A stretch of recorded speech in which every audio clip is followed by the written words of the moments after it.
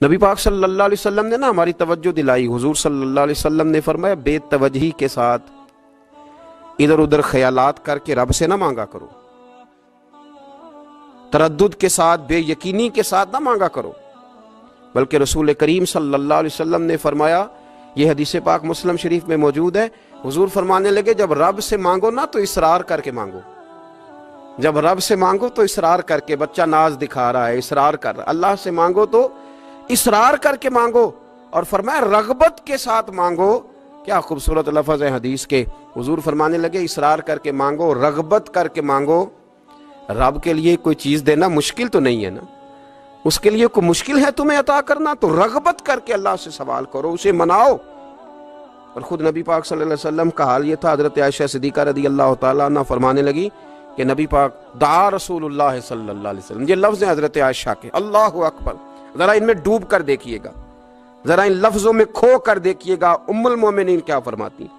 حضرت عائشہ صدیقہ فرماتی ہیں، یہ بھی مسلم میں موجود ہے، کہتی ہیں دعا رسول اللہ، کہتے ہیں نبی پاک نے دعا مانگی، حضور نے دعا مانگی. سبحان اللہ، کیا لفظ ہیں، کیا وجد آفرین جملے. کہتے ہیں دعا رسول اللہ، نبی پاک نے دعا مانگی، ثم دعا، دعا مانگ کر حضور پھر دعا مانگنے لگے.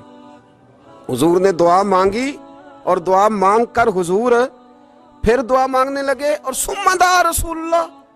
تیسری دفعہ فرماتی ہیں، کہتی ہیں حضور نے دعا مانگی اور دعا مانگ کر پھر دعا مانگنے لگے. یعنی حضور نے دعا مانگی اور پھر دعا مانگی، اور دعا ختم ہو گئی تو تیسری دفعہ پھر دعا مانگی. یعنی حضور نے مانگا. کیا کہا حضرت نے؟ فرمانے لگے مانگیں گے مانگے جائیں گے، منہ مانگی پائیں گے. سرکار میں نہ لا ہے نہ حاجت اگر کی ہے، مانگیں گے مانگے جائیں گے، منہ مانگی پائیں گے. حضور نے دعا مانگی اور دعا مانگ کر پھر دعا مانگی، اور دعا مانگ کر پھر دعا مانگی. تو نبی پاک صلی اللہ علیہ وسلم کا تو اللہ سے مانگنے کا، اس کو منانے کا یہ طریقہ. حضرت عبداللہ ابن عمر فرمانے لگے، یہ لفظ ابو داؤد شریف میں موجود ہے، ذرا ان کا بھی ذائقہ محسوس کیجئے گا. حضرت سیدنا عبداللہ ابن عمر فرماتے ہیں میں حضور کی مجلس میں حاضر تھا، حضور مانگنے لگے اللہ سے، حضور اللہ سے مانگنے لگے. میں تو کئی دفعہ یہ دعا بھی مانگنے لگ جاتا ہوں کہ اللہ تو ان دعاؤں کی طرف تو دیکھ جو تیرے رسول نے ہمارے لیے مانگی.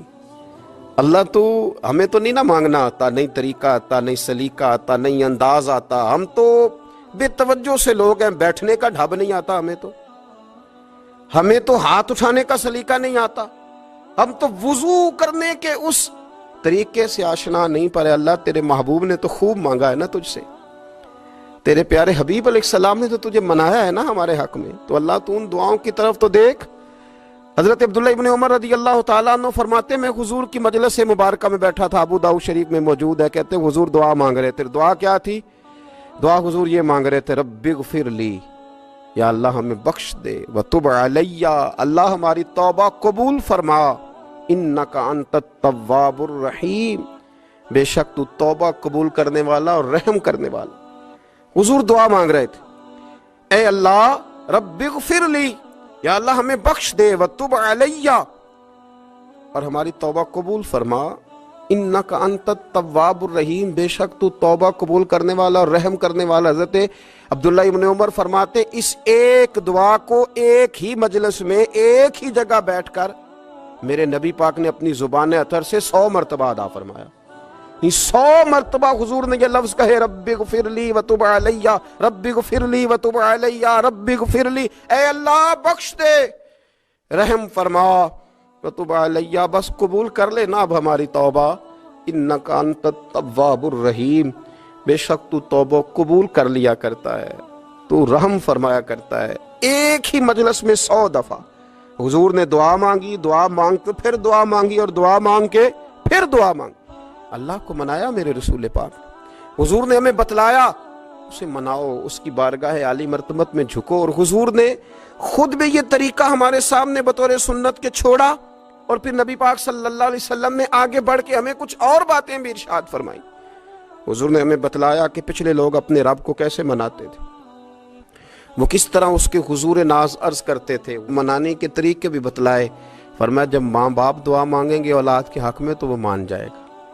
حضور علیہ السلام نے فرمایا جب مسافر دعا مانگے گا تو اللہ مان جائے گا. فرمایا میرے رسول کریم نے کہ جب بیمار دعا مانگے گا تو اللہ مان جائے گا، اور سید عالم علیہ السلام فرمانے لگے جب تمہارے ضعیف، کمزور، مجبور لوگ دعا مانگیں گے تو اللہ مان جائے گا، اور حضور نے فرمایا جب تم فرض ادا کر کے دعا مانگو گے تو اللہ مان جائے گا، اور میرے محبوب نے فرمایا جب پچھلی رات اٹھ کے تم اس کے حضور عرض کرو گے تو وہ تمہاری دعاؤں کو قبول کر لے گا، وہ تم مان جائے گا۔ اور حضور نے ہمیں دن بتائے، فرمایا جمعے والے دن مانگنا مان جائے گا، شب قدر کو مانگ لینا مان جائے گا، شب برات میں دعائیں کرنا وہ مان جائے گا، رمضان کی راتوں میں مانگنا مان جائے گا، قرآن پاک کے ختم کے موقع پر دعا کرنا مان جائے گا۔ طریقے بتلائے۔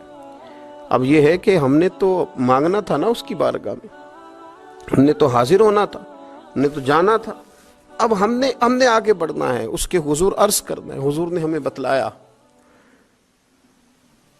کہ مومن متقی ہوتا ہے نا، پرہیزگار ہوتا ہے، تو اس نے کچھ نیکیاں بھی کی ہوتی ہیں، جس طرح اسے اپنے گناہوں کا پتہ ہوتا ہے نا، تو اسے پتہ ہوتا ہے کہ نہیں یار فلاں کام میں نے فقط اللہ کی رضا کے لیے کیا ہوا ہے، وہ میرا اور میرے رب کا راز ہے۔ فرمایا جب تم بڑے الجھ جاؤ نا، جب تم بڑی آزمائش میں آ جاؤ، اور جب تم سمجھ لو کہ اب میں بڑی تکلیف میں آ گیا ہوں، تو پھر ایک طریقہ حضور نے ہمیں اور بھی بتلایا مانگنے کا، ایک اور طریقہ بھی بتلایا، اور وہ روایت صحیح مسلم میں موجود ہے۔ راوی حضرت عبداللہ ابن عمر رضی اللہ تعالیٰ عنہ، حضور فرماتے ہیں 3 لوگ سفر کر رہے تھے، یہ آپ اندازہ فرمائیے صحیح مسلم کی حدیث ہے، اور ذرا حضور کے سمجھانے کا ایک یہ رنگ بھی ہے اللہ کو منانے کا، ایک یہ انداز بھی ہے اس کی بارگاہ میں گزارشات پیش کرنے کا، یہ بھی ایک طریقہ حضور نے ہمیں بتلایا۔ اگرچہ اپنی نیکیوں کو چھپانا چاہیے، نیکیاں جو چھپی ہوئی ہوتی ہیں وہ قیمتی ہوتی ہیں، وہ قیمتی چیزیں ہوتی ہیں جو لوگوں نے چھپا کر کے رکھی ہوتی ہیں۔ حضرت عبداللہ ابن عمر فرمانے لگے کہ نبی پاک صلی اللہ علیہ وسلم فرماتے ہیں 3 لوگ سفر کر رہے تھے، رستے میں طوفان آ گیا، تیز بارش شروع ہو گئی، تو حضور فرماتے ہیں وہ تینوں بارش سے بچنے کے لیے ایک غار میں چھپ گئے۔ ہم کو پتہ ہے پرانے زمانے کے اندر غاریں ہوتی تھیں، اور لوگ جب سفر کرتے تھے لمبے تو پتھروں اور پہاڑوں کے بیچ میں سے سفر کرتے تھے، وہ غار کے اندر چلے گئے۔ اب چونکہ طوفان بہت زیادہ تھا، جب وہ غار کے اندر چلے گئے تو اللہ کے پیارے حبیب صلی اللہ علیہ وسلم فرماتے ہیں پتھر اوپر سے لڑکتا ہوا آیا اور غار کے منہ کے آگے آ کے اس نے غار کو بند کر دیا۔ اب اتنا تیز اور اس مضبوطی کے ساتھ وہ پتھر لگا، اور اتنا صحیح فٹ ہوا کہ اندر روشنی آنی بھی ختم ہو گئی۔ اب 3 لوگ ہیں، تھوڑی دیر تو وہ پریشان رہے کہ شاید اب کبھی بچ نہیں سکیں گے، شاید چاروں جانب اندھیرا ہی ہے اور اندھیرا ہی رہے گا، شاید یہاں سے نکلنے کے لیے اب ہمیں کوئی رستہ میسر نہیں آئے گا۔ وہ پہلے تو پریشان ہوئے، پھر کہنے لگے یار اس طرح کرو، ذرا غور کیجئے گا میری بات پہ۔ فرمایا اس طرح کرو، اگر کوئی زندگی میں نیکی کی ہے نا تو ذرا اس نیکی کو یاد تو کرو، اور یاد کر کے اس مالک کے حضور عرض تو کرو، وہ کریم ہے، کوئی آنکھو شاید من جاوے تے گل کم تتڑی دا بن جاوے، عرض تو کرو۔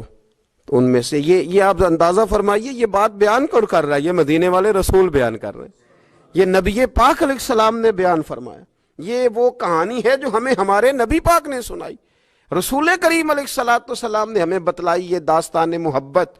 حضور فرمانے لگے ایک نے ان میں سے ہاتھ اٹھائے، اور اس نے انداز کیا چھیڑا، عرض کرنے لگا اللہ تو جانتا ہے نا میں نے بکریاں رکھی ہیں، میں غریب ہوں، مزدور ہوں، اور مالک تو یہ بھی جانتا ہے کہ میرے بچے بھی ہیں، بیوی بھی ہے، پر میں جب بھی گھر لوٹا ہوں تو دودھ میں نے بچوں اور بیوی کو پہلے نہیں دیا، بوڑھے ماں باپ کو پہلے دیا۔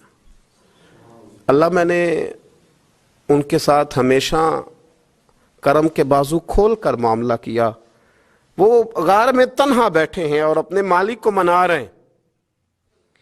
عرض کرتے ہیں اللہ تجھے یاد ہے نا ایک رات جب میں بڑی دیر سے لوٹا تھا، لکڑیاں کاٹتے، درخت تلاش کرتے، مجھے دیر ہو گئی، میں دیر سے لوٹا تھا، نیت یہ کر رکھی تھی کہ دودھ سب سے پہلے ماں باپ کو پلاؤں گا، مالک جب میں لوٹا تو وہ بوڑھے تھک کر کے سو گئے تھے۔